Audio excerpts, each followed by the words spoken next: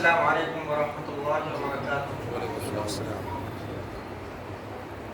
الحمدللہ رب العالمین والصلاة والسلام علی سید الانبیاء والمرسلین وعلی آلہ وصحبہ اجمعین، اما بعد، اعوذ باللہ السمیع العلیم من الشیطان الرجیم، بسم اللہ الرحمن الرحیم۔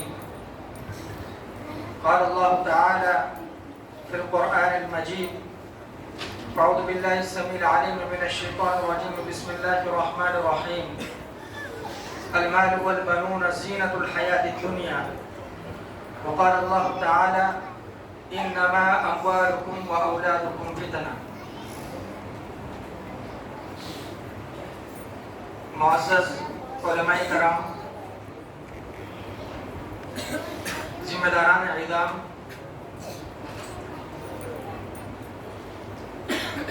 نوجوان ساتھیوں، عزیز طلباء اور طالبات، اور میری ماں اور بہنوں، اللہ رب العالمین کا میں بہت بڑا شکر گزار ہوں کہ اللہ رب العالمین نے آپ لوگوں کے ساتھ بیٹھنے کا ایک اہم موقع عنایت فرمایا، اور وقت کا اور تقریباً ہر زمانے کا سلگتا ہوا موضوع تربیت اولاد، اس پر چند باتیں کہنے کا مجھے اللہ رب العالمین نے موقع عنایت فرمایا۔ یہ موضوع حقیقت میں صرف اس دور کا نہیں بلکہ ہر دور کا ایک اہم موضوع رہا ہے کہ اولاد کی تربیت کیسے کی جائے، تربیت کس طرح سے ہونی چاہیے۔ پیارے نبی صلی اللہ علیہ وسلم نے اور صحابہ نے کیسے اپنے اولاد کی تربیت کی، یہ سب جاننا ہر دور کے مسلمان کے لیے بہت ضروری ہے۔ سب سے پہلے آپ یہ جانیں کہ اولاد کیا چیز ہے۔ اولاد یہ اللہ رب العالمین کی روئے زمین پر ایک بہت خوبصورت، زندگی میں نکھار پیدا کرنے والی، زندگی میں خوشیاں لانے والی نعمت ہے۔ یہ ایسی نعمت ہے کہ شادی کے بعد جب کسی انسان کو یہ نعمت چند سالوں تک میسر نہیں ہوتی تو ان کے دن و رات بے قراری میں گزرتے ہیں۔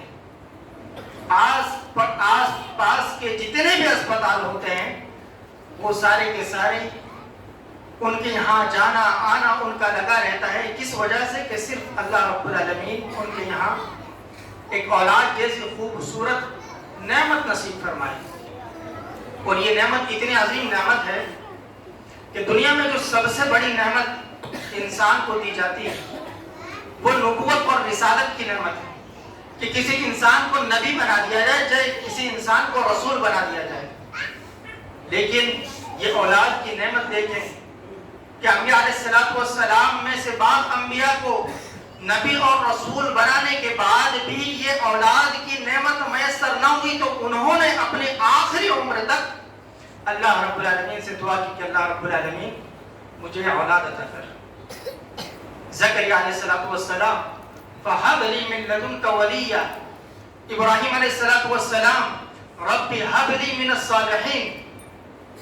یہ بڑے بڑے انبیاء علیہ السلام یہ بھی اللہ رب العالمین سے اولاد کی آخری عمر تک دعائیں مانگتے رہے، اور اللہ رب العالمین نے خود قرآن کریم میں ارشاد فرمایا المال والبنون زینۃ الحیاۃ الدنیا، کہ تمہارا مال اور تمہاری اولاد یہ دنیا کی زینت ہے۔ یاد رکھیں، جہاں یہ اللہ رب العالمین کی بڑی نعمت ہے، جہاں یہ اللہ رب العالمین کی دی ہوئی دنیا میں ایک زینت ہے، وہیں اللہ رب العالمین کی یہ ایک اللہ رب العالمین کی ہوئی یہ بہت بڑی آزمائش ہے۔ اللہ رب العالمین آزماتا ہے۔ خود قرآن کریم میں اللہ رب العالمین نے ارشاد فرمایا انما اموالکم و اولادکم فتنہ، کہ اللہ رب العالمین نے تمہارے مال اور تمہاری اولاد کو فتنہ بنایا ہے، آزمائش بنایا ہے۔ اللہ رب العالمین مال دے کر بھی آزماتا ہے، مال لے کر بھی آزماتا ہے۔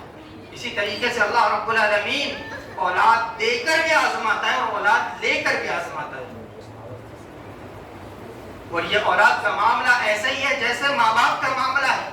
اللہ رب العالمین نے، اللہ کے نبی صلی اللہ علیہ وسلم نے جس طریقے سے ماں باپ کے تعلق سے کیا فرمایا، ہما جنتک و نارک، کہ ماں باپ تمہاری جنت ہے اور تمہاری جہنم بھی ہے، کہ ماں باپ کی خدمت کر کر ایک انسان جنت میں داخل ہو سکتا ہے، اسی طریقے سے ماں باپ کی نافرمانی کر کر ایک انسان جہنم میں داخل ہو جائے گا۔ اسی طریقے سے اولاد کا معاملہ ہے کہ اولاد بھی تمہارے لیے جنت ہے، تمہارے لیے جہنم بھی ہے۔ اگر اولاد کی صحیح تربیت نہ کی گئی تو یہ اولاد تمہارے جہنم میں جانے کا باعث بن سکتی ہے، اور یہی اولاد اگر اس کی صحیح طریقے سے تربیت کر دی گئی، یہی اولاد اس کو اسلامی سانچے میں ڈھال دیا گیا، اس کو حقیقی معنی میں مسلمان بنا دیا گیا، تو یہ آپ کے جنت میں سلامتی کے ساتھ داخل ہونے کا راستہ بنا سکتی ہے۔ سامعین کرام، آئیں اپنے اصل موضوع پر کہ اللہ رب العالمین نے اور خود نبی کریم صلی اللہ علیہ وسلم نے اولاد کی تربیت کے تعلق سے قرآن اور حدیث میں ہماری کیا کیا رہنمائی ارشاد فرمائی۔ ویسے تو پورا کا پورا دین، پورا کا پورا اسلام یہ تربیت میں داخل ہے کہ ایک انسان پورے کے پورے اسلامی تعلیمات کو اپنی زندگی میں لانے کی کوشش کرے، تب جا کر اس کی مکمل تربیت ہوتی ہے۔ لیکن جہاں باپ کا اولاد کے تعلق سے تربیت کا معاملہ آتا ہے تو چند موٹی موٹی چیزوں کو جاننا بہت ضروری ہے۔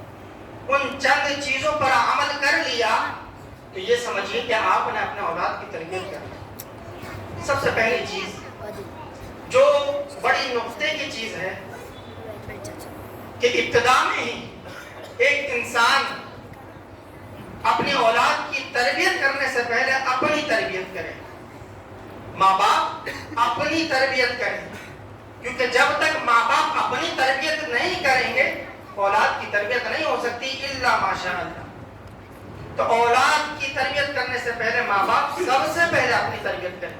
اسی وجہ سے اللہ کے نبی صلی اللہ علیہ وسلم نے، جو بخاری کی روایت ہے کہ اللہ کے نبی صلی اللہ علیہ وسلم نے ارشاد فرمایا، تنکح المرأۃ باربع، کہ عورت سے 4 وجہوں سے شادی کی جاتی ہے، لمالها ولحسبها ولجمالها ولدینها، اس کی مال کی وجہ سے، اس کی خوبصورتی کی وجہ سے، اس کے حسب و نسب کی وجہ سے، اور اس کے دین کی وجہ سے۔ اخیر میں اللہ کے نبی صلی اللہ علیہ وسلم نے ارشاد فرمایا، فاظفر بذات الدین تربت یداک، کہ دیندار عورت کو ترجیح دی جائے۔ دیندار عورت کو ترجیح دینے کی وجہ کیا ہے؟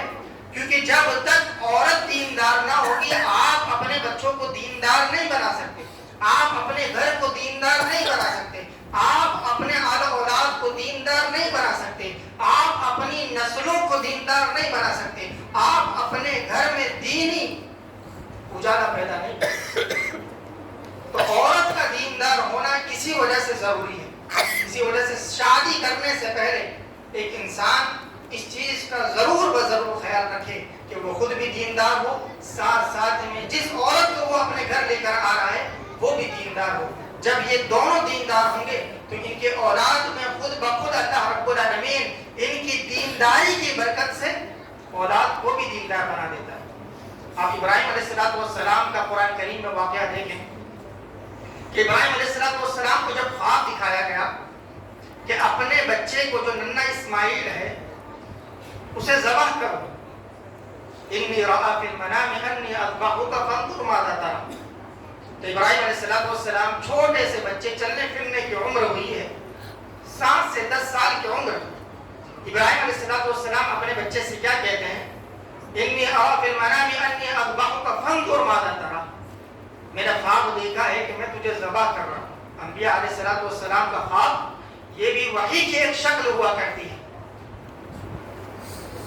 ننھے منھے اسماعیل علیہ السلام چھوٹے ہیں لیکن اس کے باوجود کیا کہہ رہے ہیں؟ افعل ما تؤمر ستجدنی ان شاء اللہ من الصابرین، اے میرے ابا جان جو